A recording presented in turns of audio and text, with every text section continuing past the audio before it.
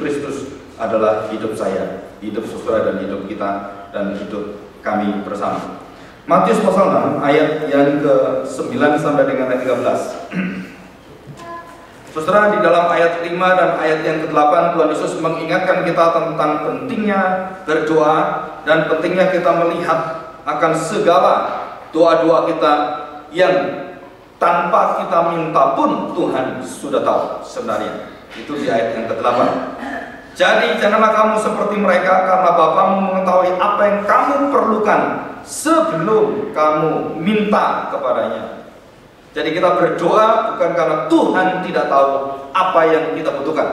Kita berdoa bukan karena Tuhan harus diberitahu, Tuhan saya perlu ini loh, Tuhan saya perlu bahwa saya harus melakukan ini, Tuhan tolong saya. Sebelum kita berdoa, sebelum kejadian itu menimpa kita, Tuhan sudah tahu semua. Jadi kalau begitu kan nggak usah doa. Oh tidak. Maka kita diajar berdoa di mana Tuhan sudah tahu apa yang kita perlukan sebelum kita memintanya, dan inilah doanya. Doa yang tahu bagaimana Allah memberikan sebelum kita meminta. Di situ. Jadi doa ini adalah bukan doa seperti orang-orang lain atau yang diajarkan oleh rabi-rabi dan guru-guru ataupun pemuka agama yang lainnya. Tuhan mengajarkan kita berdoa harus punya iman dan keyakinan. Bapamu tahu apa yang kamu butuhkan, kamu perlukan sebelum kamu memintanya. Jadi kalau kita sudah diketahui semua kebutuhan saya, terus saya minta apa? Ya, mari kita baca. Nah, 9. Karena itu berdoalah demikian, Bapa kami yang di surga. Siapa tujuan doa kita? Bapa kami di surga, bukan Bapamu di dunia. Bukan Bapa kita yang bukan. Bapa kami. Ada orang yang menyembah arwah-arwah nenek moyang, berdoa pada papanya di kuburan. Bapa berikan berkat rezeki pada saya, dan itu banyak sekali dilakukan, termasuk orang Kristen. Ini bukan Bapa yang di dunia, ini Bapa yang di surga, Bapa yang kekal. Yang pertama, dikuduskanlah namamu. Yang kedua, datanglah, hadirlah kerajaan, jadilah kehendakmu, kehendak Raja yang kekal mutlak dan tidak berubah dan tidak pernah ada bayangannya. Jadi ada 3 sifat kekuatan jati diri Allah. Sebelum kita menyampaikan doa-doa kita diminta tahu alamat kita berdoa dan tahu bagaimana kita berdoa dan mengerti siapakah yang di hadapan kita waktu berdoa, yaitu Allah yang Maha Kudus, Allah yang memiliki kerajaan dan kekuatan, kekuasaan dan seluruh prinsip-prinsip kerajaannya, dan Allah yang kehendaknya tidak pernah tidak terjadi dan kehendaknya selalu iya dan amin. Nah, ketiga kualitas pribadi kita yang mengerti Allah, berpengetahuan Allah seperti inilah, baru kita bisa berdoa Bapa kami dengan benar dan baik dan dengan sempurna.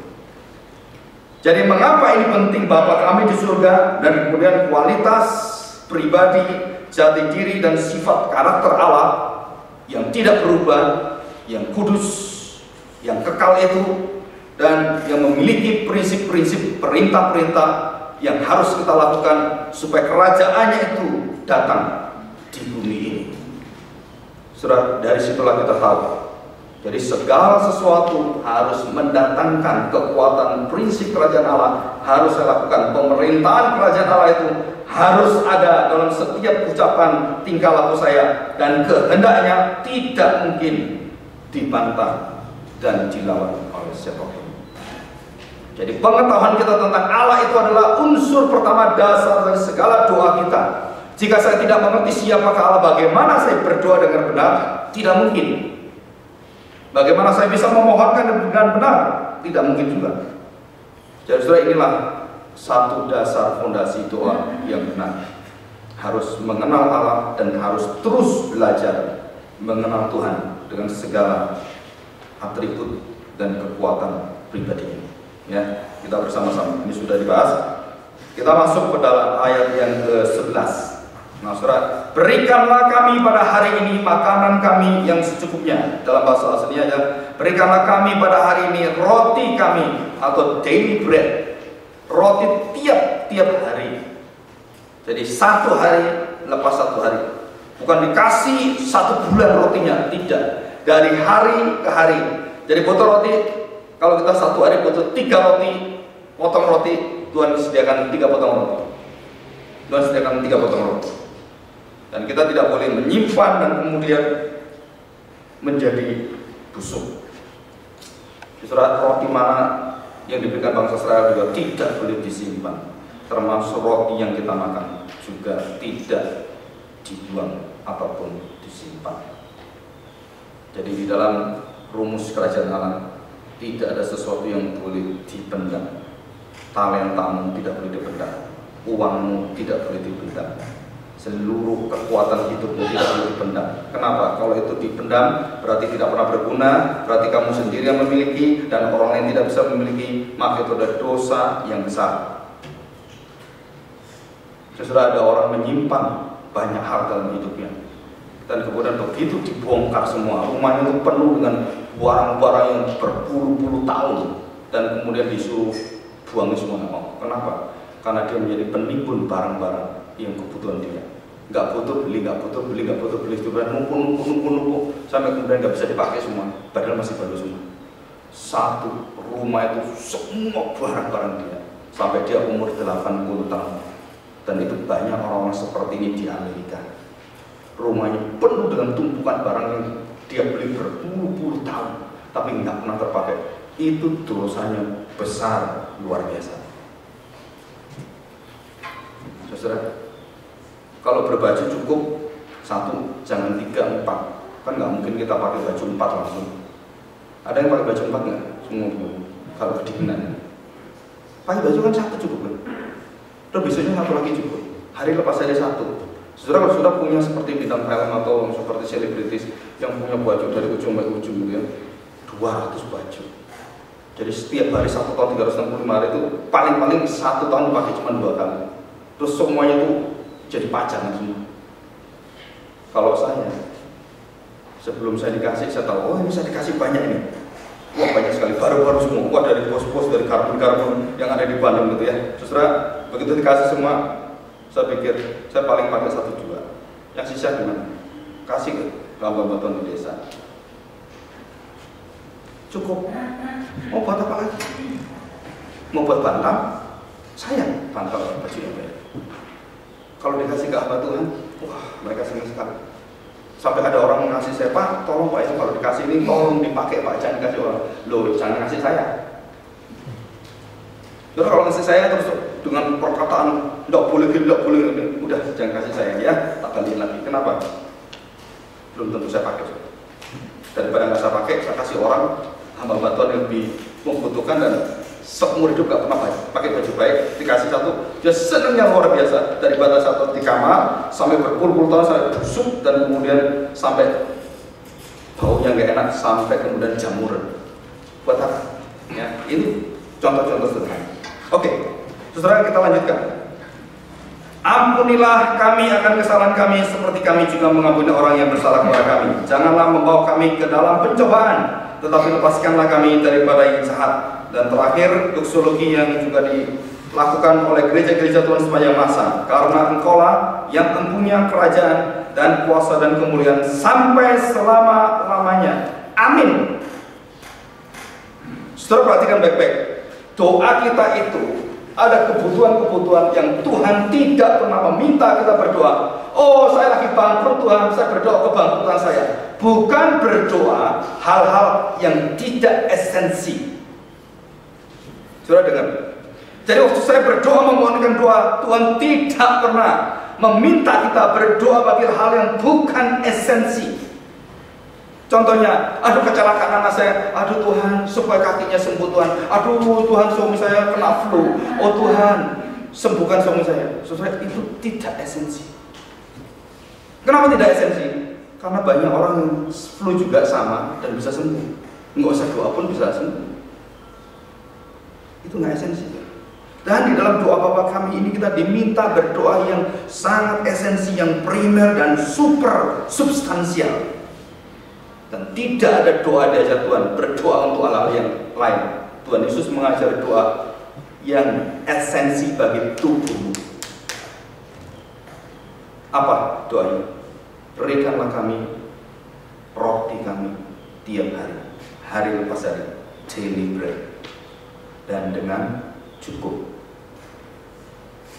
Sudah tidak lebih, tidak kurang, dengan cukup. Dan waktu terkatakan dengan cukup, artinya saya tidak mau serakah dan saya tidak mau dalam kekurangan. Saya tidak mau minder dan saya tidak mau sombong. Saya tidak mau menjadi orang yang sok dalam hidup saya. Oh, saya bisa punya banyak hal, saya bisa bersandarkan kekuatan saya. Saya mau hidup, ini loh saya, dijamin oleh uang saya begitu banyak, maka tidak pernah saya kekurangan apapun. Atau sebaliknya, kita selalu dalam kesusahan dan kita berbelit-belit dengan lingkaran setan hidup kita karena kita tidak pernah bisa makan dengan baik. Saudara, manusia itu memiliki kondisi yang sangat esensial sekali. Waktu perut kita lapar, kita susah untuk berpikir baik, kita susah untuk melihat segala sesuatu dengan baik. Saudara, kalau perut kita lapar, kita menjadi orang yang sadis dan bengis, egois. Kenapa saya cerita seperti ini? Tahu ilustrasinya? Pembagian sembako, orang diijek-ijek sampai mati, betul? Berapa sih harga sembako? Paling-paling 100.000. Paling-paling nggak ada sembako 1 juta. Nggak bisa ngangkat ya. Dikasih beras 1 juta, bagaimana ngangkatnya? Begitu mulai dibuka, ayo tuh bagian.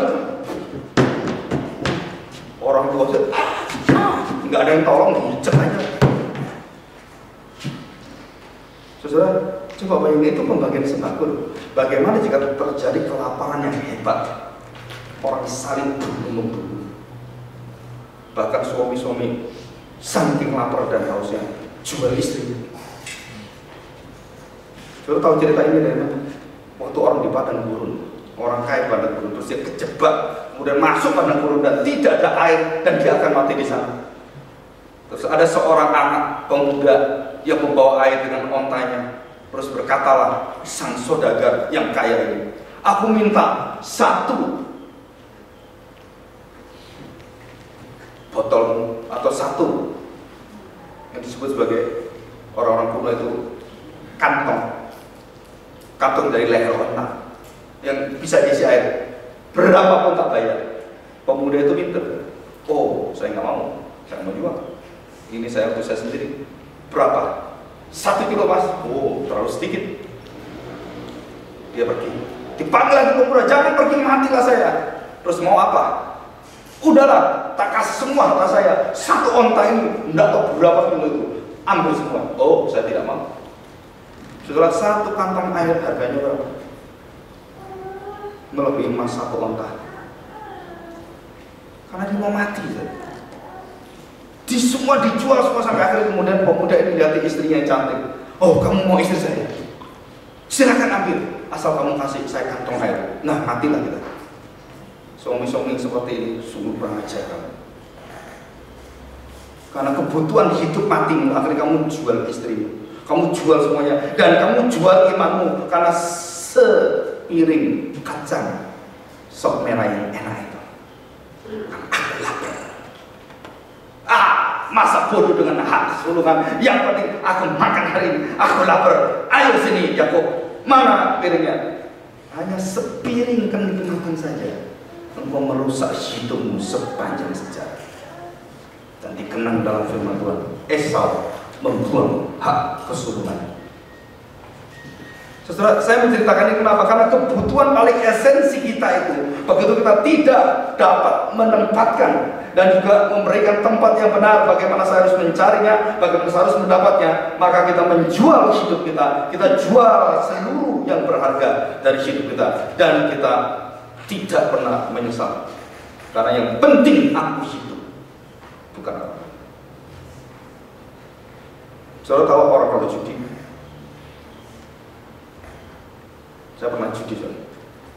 Ya, pelakunya merah betul. Judi, judi. Nah itu saya pernah lakukan.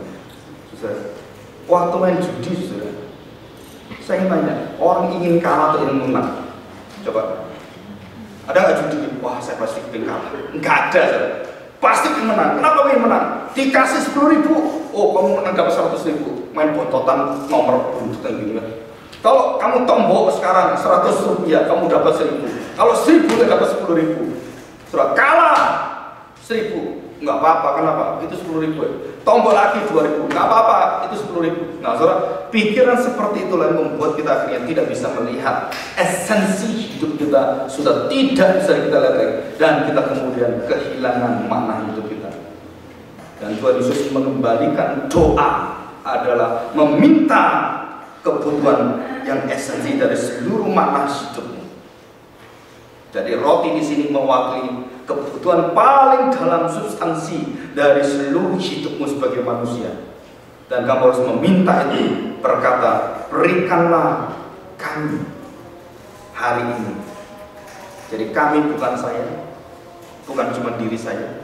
Hari ini bukan untuk hari-hari depan, tapi untuk hari ini.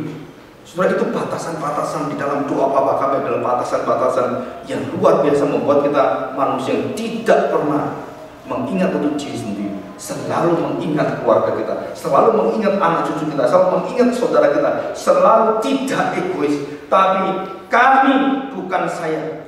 Berikan saya makan saya cukup. Oh bukan, berikan kami.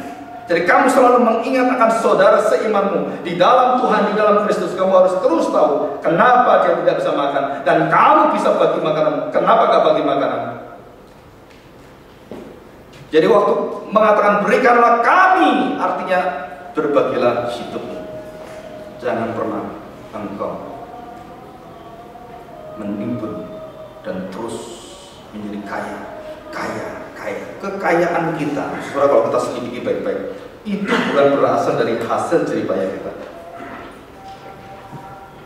Keuntungan dalam kita berdagang, kalau saudara selidiki, karena saudara mengambil uang orang lain, semakin kamu untung luar biasa. Ini kata-kata Bill Gates waktu ketemu, dan saya lihat di YouTube. Dia mengatakan, kenapa kamu menjadi filantropis? Kenapa kamu menjadi orang yang sosial sekarang? Dulu kok tidak? Dia mengatakan satu kalimat, when the end of my age, pada waktu saya melihat hidup saya pada akhir ujung umur saya baru sadar satu hal. All of my life, termasuk all of my kekayaan saya, semua yang saya punya, itu bukan dari saya. Itu dari orang-orang yang memberikan sumbangan kepada saya. Karena saya pinter, saya menciptakan Microsoft, saya menciptakan Windows, kemudian orang bayar royalti pada saya. Dan bukan satu orang, jutaan, miliaran orang bayar royalti. Kalau satu orang 10.000 dikali 1 miliar berapa? Hitung. Ayo, 1 miliar dikali 10.000 berapa? Kalau itu cuma 10.000 ya, kalau 100 berapa? Triliunan. Bagaimana nggak kaya nih? Jadi waktu kita akan ketik-ketik, kita bayar 10.000. Ketik-ketik, bayar 10.000. Ke siapa? Bill Gates. Karena hak cipta. Dan setelah dia sadar, kemudian dia seluruh hartanya dia mengatakan, aku sudah perjanjian dengan notaris. Dan dia mengatakan kalimat ini, saudara, aku tidak membawa apa dalam kematian. Aku dibagikan untuk orang-orang miskin di seluruh dunia. Dan aku salurkan, termasuk Indonesia, dapat hampir 300 miliar. Dan waktu Desi Anwar mewawancarai, kenapa itu tidak terlihat? Dia mengatakan kalimat ini, mungkin belum ada tangan yang benar dan banyak tangan kotor yang memakai uang saya. Artinya apa? Korupsi. Sudah dibagikan, tapi korupsi buat apa? Jadi esensi yang terpenting baru dia tahu waktu hidupnya. Oh, baru tahu saya segala keuntungan saya itu bukan dari saya, itu dari orang-orang, dan kemudian saya harus kembalikan kepada orang-orang itu kembali. Terus kembali kepada orang-orang yang saya berhutang. Saya kaya itu karena saya utang kekayaan dari mereka, orang-orang yang tidak memiliki, dan mereka sumbang ke saya. Dan kemudian kita kembalikan kembali, dan setelah itulah program CSR. 20% dari perusahaan harus dikasih untuk masyarakat. Dan seluruh BUMN Indonesia harus lakukan, walaupun sering tidak bersih. Saudara, berikanlah kami kami hari ini. Jadi kami satu batasan untuk seluruh keinginan diri kami adalah kami, bukan saya, bukan untuk menimbun segala sesuatu untuk kemenangan saya, untuk kemegahan saya, untuk kemuliaan saya, bukan. Semakin kamu diberkati Tuhan dan semakin hartamu bertumbuh, maka di situ Tuhan katakan, aku sedang ingin memakai engkau memberkati segala bangsa Abraham. Saudara, kekayaan yang kita miliki bukan untuk kau makan, kau cukup makan 1 sendok sehari. Tidak satu bobogo, nah, kita makan 1 sendok, kita makan 1 piring, nggak ada kita makan, wow, 1 tampah yang besar. Ada nggak seperti itu? Ada pancaan. Pernah ikut nggak di desa-desa? Wow, nasinya jadi 1 yang makan 30 orang. Jadi kalau semua sakit semua sih. Kenapa? Kena flu semua. Mantap gitu kan. Saudara, waktu kita tahu sadar bahwa sebenarnya berikanlah kami hari ini makanan, ada pembatas yang sangat luar biasa supaya kita menjadi berkat bagi seluruh bangsa-bangsa, orang di sekeliling kita. Saudara harus meminta, berikanlah kami hari ini roti yang secukupnya. Esensi sekali dalam hidup saya, tetapi saudara tidak boleh meminta lebih dari itu. Kita diminta untuk berdoa, cukupkanlah kami hari ini makanan kami. Terus ditanya, terus kelebihan saya itu untuk apa? Saya bekerja begitu lebih. Di Amerika kerja 1 minggu untuk 1 bulan, di Indonesia kerja 2 bulan untuk 1 minggu. Banting tulang, banting kaki, banting semua betul, sampai semua. 1 bulan kerja dimakan 1 minggu habis. Kalau di luar negeri kerja 1 bulan termasuk TKW itu bekerja 1 bulan, dia simpan uang bisa 1 minggu, dia simpan uang untuk 1 bulan. Maka orang-orang yang ada di daerah desa-desa di Tulungagung, di gunung-gunung seperti itu ya, rumahnya bagus-bagus, anaknya jadi pembantu di luar negeri, lebih gengsi jadi pembantu daripada petani di Indonesia. Kenapa? Karena dihormati di tanah orang daripada dibuang di tanah sendiri. Itu memalukan sekali. Negara ini didukung oleh pembantu-pembantu PBB. Saudara, devisa paling besar adalah pembantu rumah tangga kerja di luar negeri, dan itu triliunan yang masuk ke negara ini. Saudara, saya ingin tanya sekarang, siapa membangun negara ini? Pembantu. Siapa yang membangun keluargamu? Kamu kalau tidak ada harus diganti dengan pembantu, kalau tidak ada begini itu pembantu. Siapa yang memelihara hidup kita? Anak kita, pembantu kita. Jadi bukan kami ini, tapi ada sesuatu yang dibuka yang luas. Saudara, pada hari ini secukupnya. Sifat daripada doa Bapa kami adalah yang pertama, tidak boleh membuka dan meluaskan doa untuk keinginanmu pribadi, untuk kekayaan, kehormatan, dan itu dosa yang besar sekali. Tetapi buka seluas-luasnya untuk berkat Tuhan, dan kamu salurkan seluas-luasnya untuk orang-orang di sekelilingmu, menjadi benih kasih yang kau sebarkan di dalam hidup mereka, dan kau diberkati luar biasa. Ya. Jadi waktu saya katakan berikanlah kami, kenapa dia katakan berikanlah kami? Saudara, saya tanya, kalau orang minta pada kita, oh minta dong, gitu ya, terus kita kasih. Apa sih om, gitu kan? Anak-anak jalan gitu. So, ada yang ngasih itu didoain, Allah begitu. Aduh puji Tuhan, pakai bahasa roh ya. Dikasih 500. Saya pernah kasih coba. Sudah kamu mau coba silakan. Orang yang mesti jalan. Kasih 10.000. Kasih 10.000. Tak gitu ya. Terus dia lihat uangnya. Dia pasti matanya melotot. 10.000. Belum 100.000. Belum 1 juta. Saya pernah lihat ada seorang di mobil atau perjalanan di daerah Karawang itu. Tiba-tiba ada satu orang 100-an ribu, nggak tahu mungkin 1 juta dikasih ke pengemis. Pengemisnya langsung jatuh, tersungkur, dan langsung dan ambil kayak kedapatan durian runtuh. Dan nah, ini kendaraan sudah nggak ada, yang ngasih sudah nggak ada, tetap masih gini-gini. Rasa syukurnya itu luar biasa. Saudara jangan kita pengemis. Saudara pernah merasakan rasa syukur seperti ini kan? Sekarang sudah datang ke sini, Pak. Saya itu kadang-kadang mikir, saya bekerja hidup dalam sendiri, saya tidak mau kawin, Pak. Saya tidak mau berkeluarga. Kenapa? Nyusahin, Pak. Punya istri nyusahin. Saya mau, ya, kalau saya berteman, saya senang, ya udah senang, selesai. Tapi saya tidak mau repot. Saya kaget juga ya. Anak dari Singapura ini, saudara saya ini mengatakan, saya tidak mau repot. Saya mau berteman, saya mau ya berhubungan dengan dia, dan bahkan seperti suami istri. Tetapi saya tidak mau kawin, saya tidak mau repot-repot. Dia juga sama, tidak mau repot, tidak mau punya anak, dan tidak mau repot-repot. Oke, kita hidup senang-senang aja. Ada loh orang seperti ini, saudara, dan di kota-kota banyak sekali yang hidup berpola seperti itu. Mau hidup nikmat, nggak mau susah.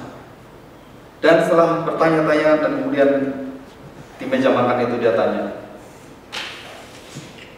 di manakah Tuhan sebenarnya? Minta saya, di manakah Tuhan sebenarnya? Dia katakan. Saya katakan, di manakah Tuhan? Engkau bertanya kepada Tuhan yang tidak bisa engkau lihat dan selalu hadir dalam hidupmu dan selalu menyertai engkau. Engkau katakan tidak tahu di mana Tuhan. Oh, luar biasa kamu. Saya katakan, buktikan Pak Agung. Kalau Bapak sekarang berdoa, doa Bapak kami, berikan kami hari ini roti kami secukupnya, berikan kami hari ini nasi kami secukupnya. Bapak berdoa, minta Tuhan sediakan kami. Terus ada nasi. Saya percaya Tuhan itu ada. Tapi kalau Bapak yang berusaha bekerja terus sampai terus bayar, oh tidak, Tuhan tidak ada. Itu Bapak, hasil Bapak. Dan sekarang Bapak berdoa, katakan pada Tuhan, Tuhan, berikan kami makanan kami hari ini. Berikan kami sepiring nasi. Berikan kami makanan di depan saya. Doa, tanten, tak tunggu katanya. Ini orang Jawa. Tak tunggu, saya lihat. Nah, coba doa saya. Pakai doa saya. Mohon kepada saya. Saya harus keluarin ngomong. Kasih. Langsung ada depan. Nggak usah panggil dulu. Saudara pernah ditantang ngomong seperti ini? Anak SMP pernah tantang saya. Di mana Tuhan? Saya tidak melihat Tuhan. Di mana Tuhan itu? Wah, saudara kalau ditantang seperti ini, oh, sangat rasional, sangat logis, sangat masuk akal. Itu sangat realita dalam pikiran manusia yang ingin tahu di mana Tuhan dan mana hadirnya Tuhan. Nggak ada. Saudara ditanya seperti itu, bagaimana saya bisa mengatakan berikanlah kami? Oh, nggak perlu. Kenapa? Kerjalah kamu dapat makanan. Jangan ikut doa Bapak kami. Berikanlah. Orang malas itu. Enak aja itu seperti itu. Tidak bisa. Harus kerja. Oh iya betul, Alkitab juga ada. Tapi bukan itu maksudnya doa Bapak kami. Dan anak muda itu mengambil piring. Datanglah makanan dipesan oleh dia. Saya ambil satu piring, satu biji saja. Saya tanya dia, kamu tahu satu biji nasi ini bagaimana prosesnya sehingga datang ke meja kita? Saya tanya pada dia, pernahkah kamu menanam padi? Pernahkah kamu dengan susah payah siang hari terus kemudian berjalan di tanah yang berlumpur, cek seperti itu, dan nanam satu-satu padi itu, satu-satu sampai beratus-ratus beribu-ribu meter. Siang kena panas, kena hujan, kena kering dan keringatan, terus kemudian menantikan pertumbuhan. Kalau terjadi angin besar, terjadi kemudian hujan, petani sangat khawatir, dia berdoa, dia menangis di hadapan Tuhan. Tuhan, berikan aku panen, berikan aku panen. Kalau tidak, aku hutang pada orang di sini saya. Bagaimana saya bisa bayarnya? Hanya satu saja butir padi sampai di mejamu. Engkau saya minta, jangan lihat Tuhan yang jauh engkau lihat. Engkau lihat bagaimana Tuhan memelihara engkau dalam satu butir padi. nasi tiada batu. Bagaimana susahnya itu bekerja, sampai keringatnya para petani, bagaimana sampai datang, dan kemudian bagaimana supir membawa, dan bagaimana semua proses yang begitu panjang dan begitu banyak penderitaan di sana, dan itu ada dalam mulutmu, dan engkau sekarang tinggal bayar, tinggal makan. Saya tanya, berterima kasihkah engkau pada petani? Berterima kasih kepada engkau para supir-supir yang mengangkut ini. Berterima kasih kepada orang-orang yang bekerja untuk seluruh jasanya, yang menghadirkan, termasuk pelayan yang membagikan, dan kamu letakkan di depan meja. Saudara, kita kadang-kadang tidak pernah mengukur itu, tidak pernah mengukur betapa luar biasanya hidup kita, dan betapa indahnya hidup bersama Tuhan. Bagaimana penyertaan Tuhan itu terus mengelilingi kita dengan berkat yang tak terhingga, tak terhitung, dan tak terpikirkan dalam pemeliharaan. Tuhan katakan, rambutmu satu pun jatuh, aku tahu, dari ujung rambut sampai ujung kaki, seluruh hidup aku tahu. Bagaimana kau hidup, bagaimana aku tahu apa yang kamu butuhkan. Tuhan tahu segala-galanya, dan Tuhan sudah sediakan orang-orang. Dan saya ceritakan, kalau kamu nanam padi pun kamu tidak bisa membalas jasanya para petani. Engkau masih bisa berkata pada Tuhan, Tuhan di manakah engkau? Bayar dulu petani, baru kamu tahu Tuhan. Saya tanya sadar dulu, ada supir, ada pembantu, ada orang yang mengantar kamu dari kau sejak kecil. Sudahkah kamu berterima kasih pada dia? Saudara, betulkah kita tahu, berikanlah kami hari ini makanan kami? Anak muda itu kemudian berkata, saya nggak berpikir ke sana Pak, yang penting saya punya uang, yang penting di depan saya, karena kamu tutup hari ini. Dan kemudian saya tanya kalimat terakhir, kamu cinta mamamu? Iya. Kamu cinta bapamu? Iya. Berapa tangisan, waktu, kesakitan, waktu melahirkan kamu, waktu kamu hidup, dan setiap tangisan membuat hati papa mama selalu berpikir bagaimana saya memenuhi kebutuhan anak saya. Saya tanya, apakah kamu waktu kecil kamu bisa cari uang sendiri seperti Superman? Waktu bayi bisa jalan, kemudian bisa angkat truk. Saya tanya, waktu kamu kecil, apakah waktu kamu lahir terus kamu bisa dibayar? Mah, gak usah, lihat saya bisa berdiri sendiri. Apa begitu? Atau kamu lahir, mamamu, cucu. Dari kamu kecil sampai kamu dewasa, sampai kamu sekolah, sampai kamu hari ini, kamu merasa Tuhan itu tidak ada. Kamu merasa di mana penyertaan Tuhan? Jangan tanya Tuhan dulu. Saya tanya orang-orang yang menyertai kamu, memberkati kamu. Berterima kasih kepada dia. Kalau itu saja kamu tidak bisa mengerti rasa hormat dan terima kasih, bagaimana kamu bisa mengerti Tuhan?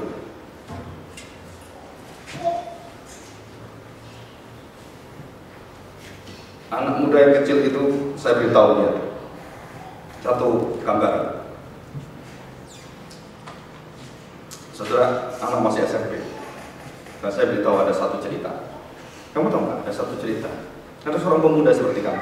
Tanya, bagaimana saya bisa mengerti Tuhan itu ada? Bagaimana saya membutuhkan Dia? Saya semuanya ada. Maka seorang bapak rohaniawan itu meminta dia, karena waktu itu ada di dekat, seperti ada danau kecil. Ayo bersama saya. Kemana? Ikut saja. Kamu kan bertanya, bagaimana saya mengerti saya butuh Tuhan itu? Bagaimana saya mengerti, bagaimana saya bisa mengerti betul-betul Allah itu ada? Oke. Terus dia ajak anak ini. Kalau saya masuk air, kamu masuk air. Dan kemudian kita masukkan kepala kita bersama-sama. Kamu pegang kepala saya pegang kepala kamu. Jadi saling pegang ini. Oke? Untuk apa? Nanti kamu tahu. Dan kita sama-sama tenggelamkan kepala kita. Tuntas. Masuk. Oke? Siap? Kita tanya lagi. Untuk apa? Pasti kamu kalah dengan saya. Aku pernah. Bapak kan enggak pernah jadi perangan. Oh iya. Bukan itu, bukan kekuatanmu yang mau. Enggak, ayo bersama. Oke, 1, 2, 3, masuk. Brrr. Bapak ini juga masukkan kepala. Dan dia lihat anak itu di air. Kan air bisa lihat, terus lihat. Anak itu udah dia juga. Terus dia tahan. Saudara tahu? Waktu dia mulai nggak tahan anak muda itu, dia mulai naik kepalanya, dipegang kepalanya di dalam air sama. Waktu dia tambah berdiri matanya, dia kepingin naik, dia tekan lagi tambah dalam, dan anak itu